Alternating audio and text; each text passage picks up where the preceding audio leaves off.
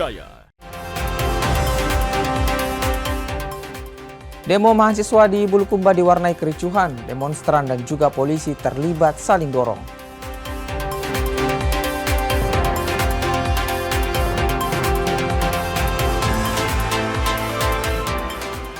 Harga kedelai melonjak, perajin tempe mulai putar otak, perkecil ukuran agar pelanggan tak kabur.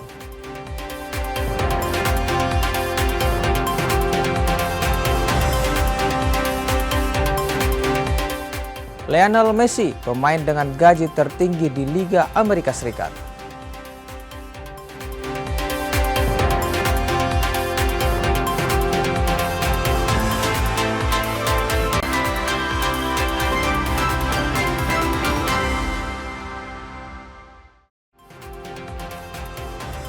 Halo, Anda menyaksikan Kompas Pagi di Kompas TV Independen Terpercaya. Selain 3 sorotan utama kami tadi, informasi lainnya juga akan kami hadirkan di Kompas Pagi edisi kali ini.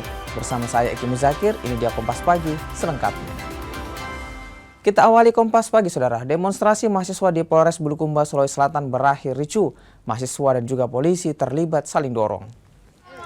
Kericuhan terjadi saat demonstran dari Pergerakan Mahasiswa Islam Indonesia atau PMII coba menyegel kantor polisi, namun dihalangi petugas. Saling dorong pun terjadi. Kericuhan semakin meluas setelah salah seorang mahasiswa diduga dipukul oknum polisi. Rekan mereka yang tak terima melayangkan protes. Seorang polisi bahkan terjatuh saat didorong mahasiswa. Demonstrasi ini sendiri menuntut pemberantasan aktivitas tambang ilegal, penangkapan pelaku mafia BBM hingga menindak tegas penyebaran rokok ilegal. Masih soal demonstrasi, saudara. Demonstrasi menuntut keadilan untuk Andri Yunus, korban penyiraman air keras di DPRD Sulawesi Tenggara berlangsung ricuh. Mahasiswa dan juga Satpol PP nyaris adu jotos. Kericuhan ini terjadi saat demonstrasi dari Badan Eksekutif Mahasiswa Universitas Halu Oleo Kendari mencoba membakar ban bekas di depan gerbang kantor DPRD Provinsi Sulawesi Tenggara. Mahasiswa dan juga Satpol PP yang berjaga pun terlibat saling dorong dan nyaris adu jotos. Beruntung kericuhan tak berlangsung lama, polisi kemudian menenangkan para demonstran. Dalam tuntutannya, mahasiswa meminta Presiden Prabowo mengeluarkan Perpres pembentukan Tim Gabungan Pencari Fakta atau TGPF. Selain itu, mahasiswa meminta juga kasus tersebut dibawa ke peradilan umum. Serangan penyiraman air keras terhadap Andri Yunus adalah serangan terhadap demokrasi. Dalam perspektif komunikasi, ini adalah sebuah pesan. Menurut saya, mereka anggota BAIS bukanlah orang yang bodoh, mereka adalah orang yang sangat-sangat terlatih dan omong kosong mereka tidak tahu. Mereka tidak tahu bahwa di tempat-tempat publik itu tidak ada CCTV, teman-teman. Kita ke informasi lain, saudara. Rumah Sakit Umum Daerah Madi Kabupaten Paniai terbakar. Kejadian ini menyebabkan 2 anggota polisi dan 3 petugas medis terluka terkena serpihan kaca. Kebakaran terjadi sekitar pukul 11:40 waktu Indonesia bagian timur. Api pertama terlihat dari ruang terpadu RSUD Paniai. Upaya pemadaman dilakukan petugas di rumah sakit dengan peralatan seadanya.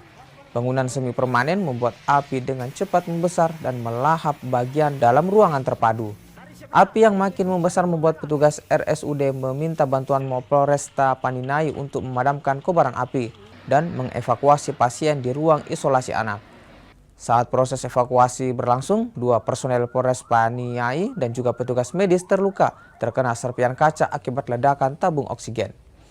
Untuk memadamkan api, 1 mobil water cannon milik Polres Paniai dibantu mobil penyuplai air milik BPBD dikerahkan ke lokasi. Api baru dapat dipadamkan 2 jam kemudian. Tidak ada korban jiwa dalam kebakaran ini. Sementara kerugian material mencapai 3 hingga 4 miliar rupiah. Penyebab kebakaran masih dalam penyelidikan pihak kepolisian.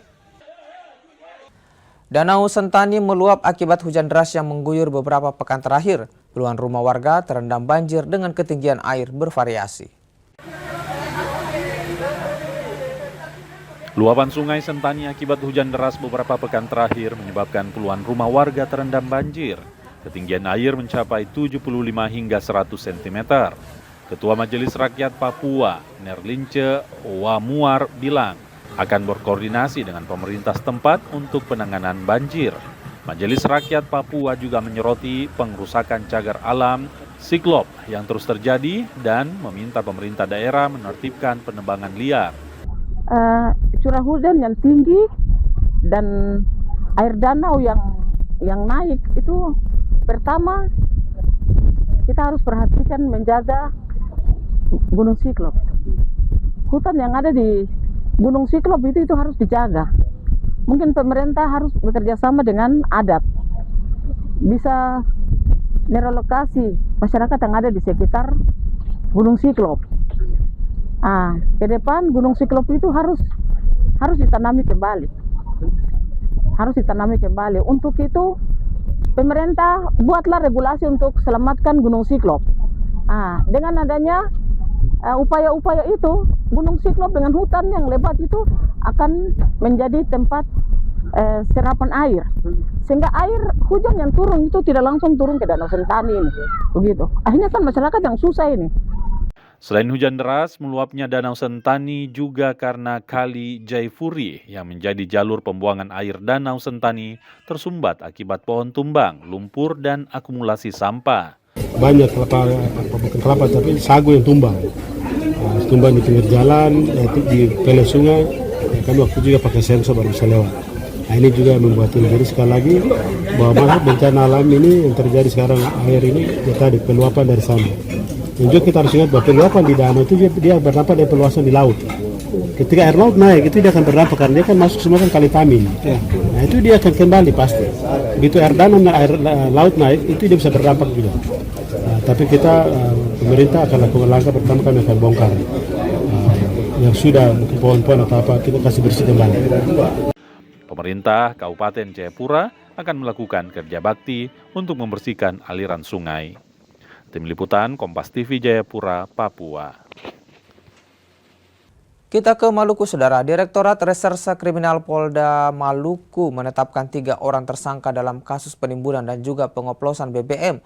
Para pelaku mengoplos BBM jenis solar dan juga minyak tanah untuk dijual kembali kepada warga. Kasus dugaan penimbunan dan pengoplosan BBM yang diungkap di kawasan Kapaha, Kota Ambon, Maluku pada 7 April 2026 kini naik ke tahap penyidikan. Direktorat Reserse Kriminal Khusus Polda Maluku yang lakukan penyelidikan dan pemeriksaan saksi akhirnya menetapkan 3 orang tersangka. Ketiganya masing-masing MM, NM, dan K. Modus ketiganya dengan membeli BBM di sejumlah agen, kemudian disimpan lalu dioplos sebelum dijual pada warga. Dari para tersangka, polisi menyita 1,2 ton minyak tanah, 1 ton solar, 1 unit mobil minibus, serta 1 pompa air yang digunakan untuk memindahkan BBM. Dari hasil penyidikan, maka kami tetapkan tersangka terhadap 3 orang tersebut yang tadi kami sampaikan, yaitu saudara MM, saudara MM, dan saudara H. Adapun motif yang dilakukan oleh ketiga tersangka tersebut, yaitu tersangka MM yang dibantu oleh tersangka NM dan tersangka H melakukan pengoplosan BBM minyak tanah dan BBM solar sehingga menjadi BBM solar oplosan, serta melakukan penyalahgunaan niaga BBM subsidi pemerintah jenis pertalite yang direncanakan akan dijual kembali untuk memperoleh keuntungan. Saat ini ketiga tersangka ditahan di rumah tahanan Polda Maluku untuk menjalani pemeriksaan lanjut. Yahya Lating, Kompas TV Ambon, Maluku. Kompas Pagi akan kembali dengan informasi lainnya, di antaranya pemerintah Provinsi Papua Selatan mulai menerapkan kebijakan WFH pada Jumat pekan ini. Kompas Pagi segera kembali.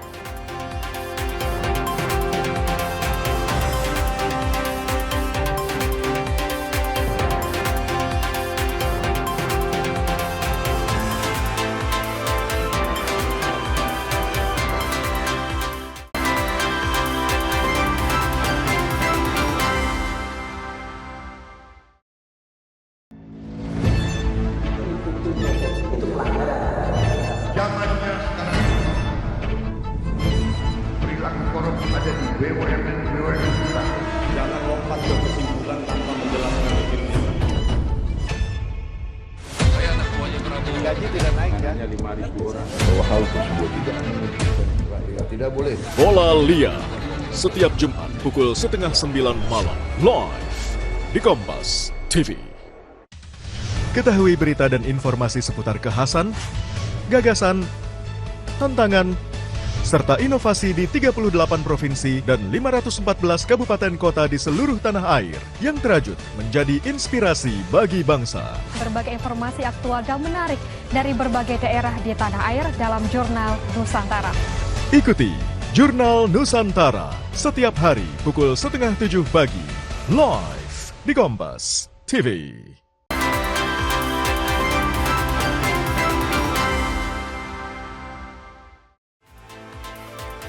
Terima kasih masih bersama kami di Kompas Pagi. Kita lanjutkan ke informasi lainnya, saudara. Tim Opsnal Satreskrim Polres Merauke menangkap pelaku pencurian di mes karyawan. Pelaku sempat membawa kabur ponsel dan juga uang tunai.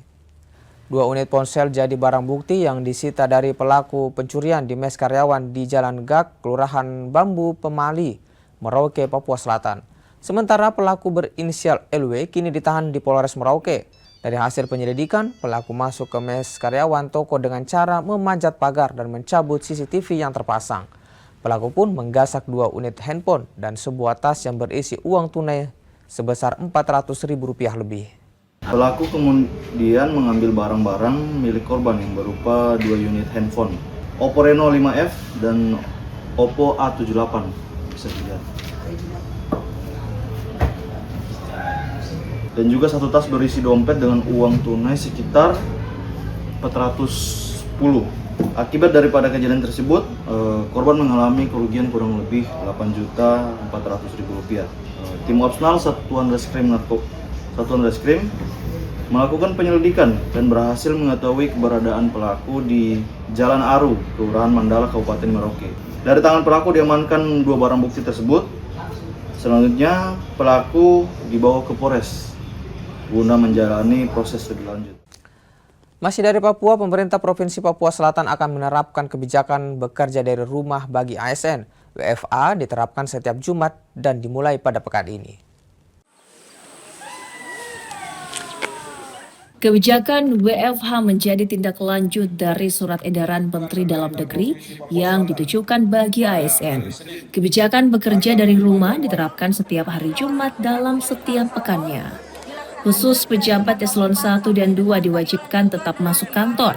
Sementara unit pelayanan publik seperti rumah sakit, puskesmas, klinik, perizinan, dan unit pelaksanaan teknis daerah yang bersentuhan langsung dengan masyarakat tetap beroperasi seperti biasanya.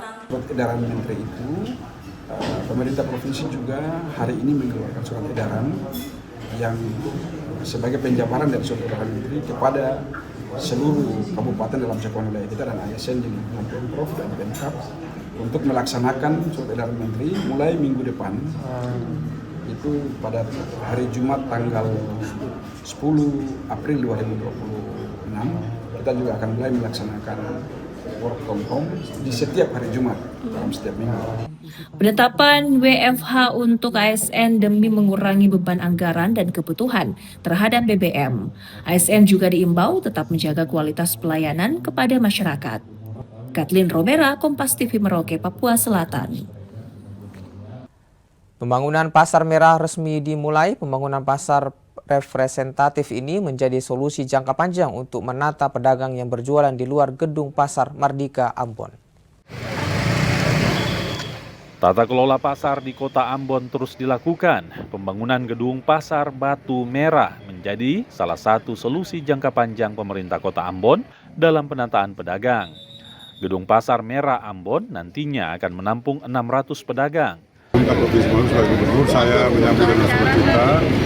Saya berharap proses pembangunannya bisa berjalan sesuai dengan target waktu yang ditetapkan dan semoga di tahun depan ini sudah bisa digunakan.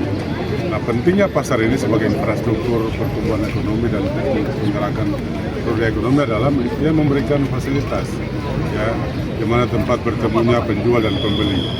Karena itu kita mendukung betul semua upaya pihak manapun, baik pemerintah maupun swasta yang yang berkeinginan untuk membangun pasar-pasar yang modern. Keberadaan pasar ini diharapkan dapat memberikan dampak positif bagi perputaran ekonomi masyarakat. Ini supaya kalau pasarnya sudah dibangun tidak ada lagi lapak-lapak, tidak ada lagi orang membuang sampah di laut. Ya, karena itu saya minta kepada pengembang supaya pastikan bahwa pasar setelah jadi tidak membuka ruang untuk orang membuang sampah di laut.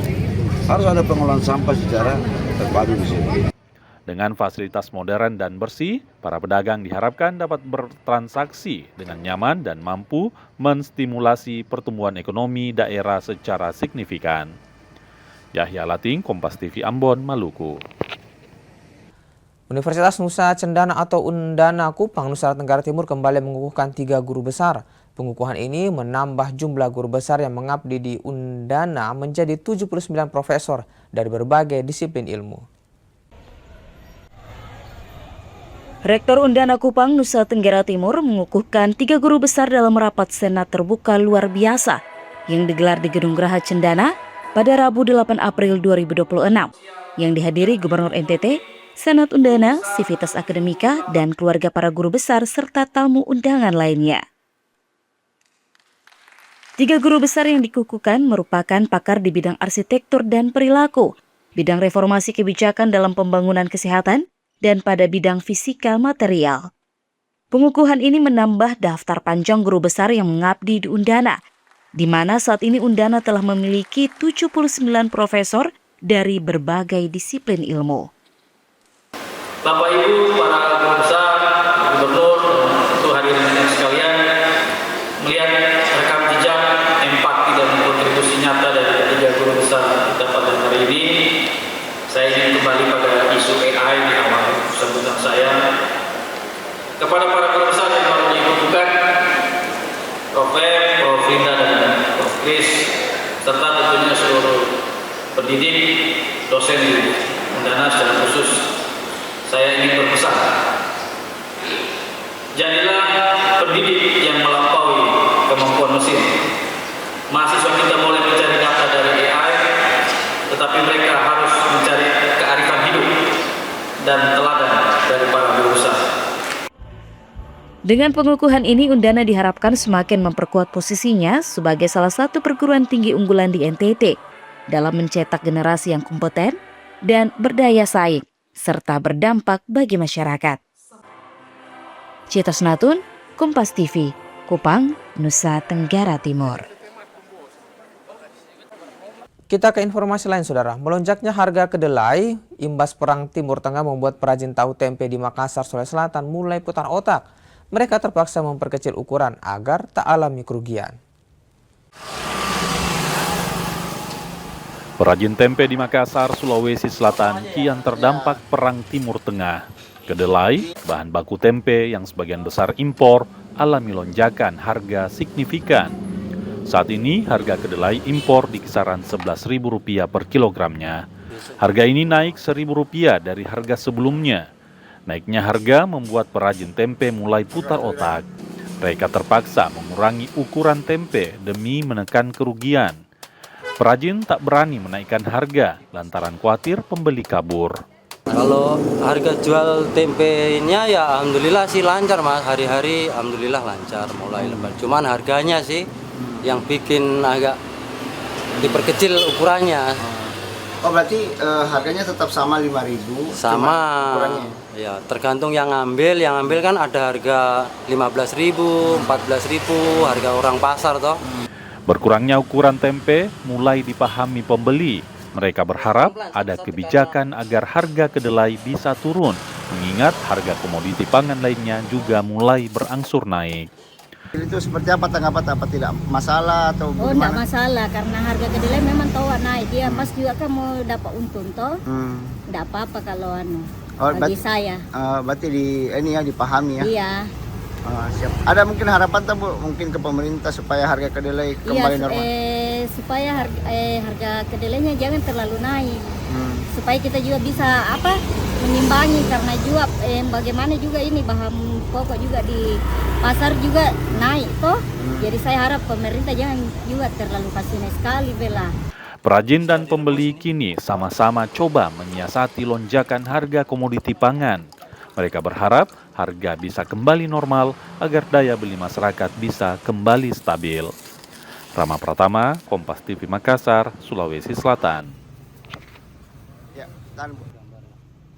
Kompas Pagi masih akan kembali dengan informasi lainnya, diantaranya perombakan besar-besaran disiapkan Liverpool jelang bursa transfer musim panas 2026. Kompas Pagi segera kembali.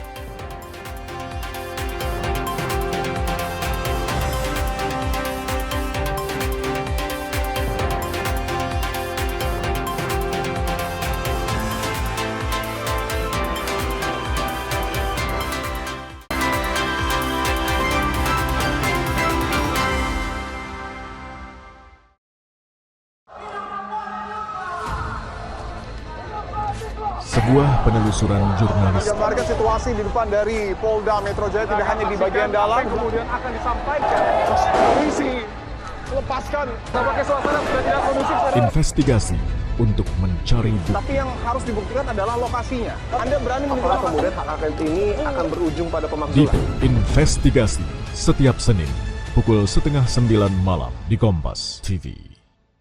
Awali hari dengan sejumlah informasi terpilih. Seorang pengendara ojek online terluka parah. Usai motor yang melintasi jalan berlubang di Jakarta, longsor membuat 6 titik di Jalan Trans Papua putus total. Menjadi referensi menjalani aktivitas di pagi hari. Di Singapura menyebut sopir penabrak sudah ditetapkan sebagai tersangka. Dan kecita mendalam atas meninggalnya siswa sekolah kejuruan yang mengalami kecelakaan. Kompas Pagi, setiap hari pukul 4:30 pagi, live di Kompas TV.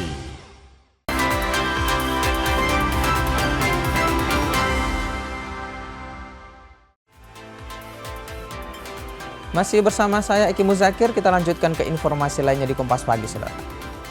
Seorang ibu hamil di Kabupaten Mamuju, Sulawesi Barat terpaksa melahirkan di pinggir jalan saat dalam perjalanan menuju puskesmas. Hal ini terjadi lantaran kondisi jalan desa yang rusak parah dan sulit dilalui kendaraan.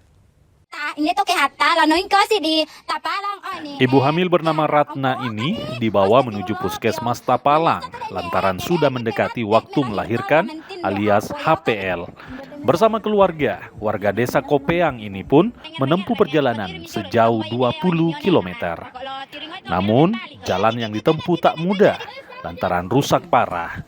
Imbasnya, perjalanan baru 5 km, Ratna alami kontraksi. Tak ada pilihan lain, proses persalinan pun terpaksa dilakukan di pinggir jalan. Dengan peralatan seadanya, Ratna melahirkan meski hanya beralaskan sarung. Usai melahirkan, niat menuju puskesmas akhirnya dibatalkan. Ratna dan kerabat memilih kembali ke rumah. Saya juga memohon maaf kepada masyarakat Mamuju, terutama masyarakat saudara-saudaraku yang ada di Kopeang, Bela, Kalumpang. Kami belum maksimal mengintervensi terutama infrastruktur jalan yang ada di daerah itu. Bukan karena kami tidak mau, karena memang kondisi keuangan yang dimiliki oleh pemerintah Kabupaten Mamuju yang belum memungkinkan untuk mengintervensi semua. Mudah-mudahan dengan viralnya Ibu Ratna yang melahirkan di jalan itu bisa pemerintah pusat bisa terketuk hatinya untuk bisa membantu kita yang ada di Kabupaten Mamuju. Kondisi jalan menuju desa Kopeang sudah bertahun-tahun rusak dan tidak bisa dilalui ambulans. Warga sakit seringkali harus dibawa menggunakan kendaraan khusus ataupun ditandu. Kondisi jalan sudah berulang kali dilaporkan ke pemerintah kabupaten maupun pemerintah provinsi. Namun hingga kini, realisasi perbaikan tak kunjung dilakukan. Edwin Arwan Pitu, Kompas TV Mamuju, Sulawesi Barat. Rumah Sakit Umum Daerah Madi, Kabupaten Paniai terbakar. Kejadian ini menyebabkan 2 anggota polisi dan juga 3 petugas medis terluka terkena serpihan kaca. Kebakaran terjadi sekitar pukul 11:40 waktu Indonesia bagian timur. Api pertama terlihat dari ruang terpadu RSUD Paniai. Upaya pemadaman dilakukan petugas di rumah sakit dengan peralatan seadanya. Bangunan semi permanen membuat api dengan cepat membesar dan melahap bagian dalam ruangan terpadu. Api yang makin membesar membuat petugas RSUD meminta bantuan Mapolresta Paniai untuk memadamkan kobaran api dan mengevakuasi pasien di ruang isolasi anak. Saat proses evakuasi berlangsung, 2 personel Polres Paniai dan juga petugas medis terluka terkena serpihan kaca akibat ledakan tabung oksigen.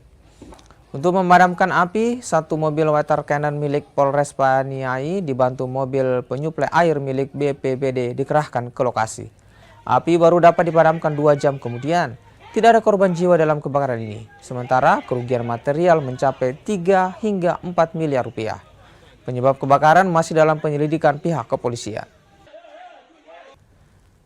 Masih dari Papua, Danau Sentani meluap akibat hujan deras yang mengguyur beberapa pekan terakhir. Puluhan rumah warga terendam banjir dengan ketinggian air bervariasi. Luapan sungai Sentani akibat hujan deras beberapa pekan terakhir menyebabkan puluhan rumah warga terendam banjir. Ketinggian air mencapai 75 hingga 100 cm. Ketua Majelis Rakyat Papua, Nerlince Wamuar bilang akan berkoordinasi dengan pemerintah setempat untuk penanganan banjir. Majelis Rakyat Papua juga menyoroti pengrusakan cagar alam siklop yang terus terjadi dan meminta pemerintah daerah menertibkan penebangan liar. Curah hujan yang tinggi dan air danau yang naik itu, pertama kita harus perhatikan menjaga Gunung Siklop. Hutan yang ada di Gunung Siklop itu harus dijaga. Mungkin pemerintah harus bekerja sama dengan adat, bisa merelokasi masyarakat yang ada di sekitar Gunung Siklop. Ke depan Gunung Siklop itu harus ditanami kembali. Harus ditanami kembali. Untuk itu pemerintah buatlah regulasi untuk selamatkan Gunung Siklop. Dengan adanya upaya-upaya itu, Gunung Siklop dengan hutan yang lebat itu akan menjadi tempat serapan air, sehingga air hujan yang turun itu tidak langsung turun ke Danau Sentani ini, begitu. Akhirnya kan masyarakat yang susah ini. Selain hujan deras, meluapnya Danau Sentani juga karena Kali Jaifuri yang menjadi jalur pembuangan air Danau Sentani tersumbat akibat pohon tumbang, lumpur, dan akumulasi sampah. Banyak bukan kelapa tapi sagu yang tumbang. Tumbang di pinggir jalan, di pele sungai. Kami waktu juga pakai sensor baru bisa lewat. Ini juga membuat jadi sekali lagi bahwa malah bencana alam ini yang terjadi sekarang, air ini tadi peluapan dari sana. Dan juga kita harus ingat bahwa peluapan di danau itu dia berdampak dari peluasan di laut. Ketika air laut naik itu dia akan berdampak karena dia kan masuk semua kan kali tamin. Nah itu dia akan kembali pasti. Begitu air danau, air laut naik itu dia bisa berdampak juga. Tapi kita pemerintah akan lakukan langkah pertama, kami akan bongkar yang sudah pohon-pohon atau apa, kita kasih bersih kembali. Pemerintah Kabupaten Jayapura akan melakukan kerja bakti untuk membersihkan aliran sungai. Tim Liputan Kompas TV Jayapura, Papua. Kita ke informasi lain, saudara. Demonstrasi menuntut keadilan untuk Andre Yunus, korban penyiraman air keras di DPRD Sulawesi Tenggara, berlangsung ricuh. Mahasiswa dan juga Satpol PP nyaris adu jotos. Kericuhan ini terjadi saat demonstrasi dari Badan Eksekutif Mahasiswa Universitas Halu Oleo Kendari mencoba membakar ban bekas di depan gerbang kantor DPRD Provinsi Sulawesi Tenggara. Mahasiswa dan juga Satpol PP yang berjaga pun terlibat saling dorong dan nyaris adu jotos. Beruntung kericuhan tak berlangsung lama, polisi kemudian menenangkan para demonstran. Dalam tuntutannya, mahasiswa meminta Presiden Prabowo mengeluarkan Perpres pembentukan Tim Gabungan Pencari Fakta atau TGPF. Selain itu, mahasiswa meminta juga kasus tersebut dibawa ke peradilan umum. Serangan penyiraman air keras terhadap Andre Yunus adalah serangan terhadap demokrasi. Dalam perspektif komunikasi ini adalah sebuah pesan. Menurut saya, mereka anggota BAIS bukanlah orang yang bodoh, mereka adalah orang yang sangat-sangat terlatih dan omong kosong mereka tidak tahu. Mereka tidak tahu bahwa di tempat-tempat publik itu tidak ada CCTV, teman-teman. Masih soal demonstrasi mahasiswa di Polres Bulukumba, Sulawesi Selatan berakhir ricuh. Mahasiswa dan juga polisi terlibat saling dorong. Kericuhan terjadi saat demonstran dari Pergerakan Mahasiswa Islam Indonesia atau PMII coba menyegel kantor polisi, namun dihalangi petugas. Saling dorong pun terjadi. Kericuhan semakin meluas setelah salah seorang mahasiswa diduga dipukul oknum polisi. Rekan mereka yang tak terima melayangkan protes. Seorang polisi bahkan terjatuh saat didorong mahasiswa. Demonstrasi ini sendiri menuntut pemberantasan aktivitas tambang ilegal, penangkapan pelaku mafia BBM hingga menindak tegas penyebaran rokok ilegal. Kami tutup Kompas Pagi edisi kali ini. Saya Eki Muzakir serta kru yang bertugas mengucapkan terima kasih atas perhatian Anda. Tetap di layar Kompas TV untuk menyaksikan program kami selanjutnya. Dan sampai jumpa.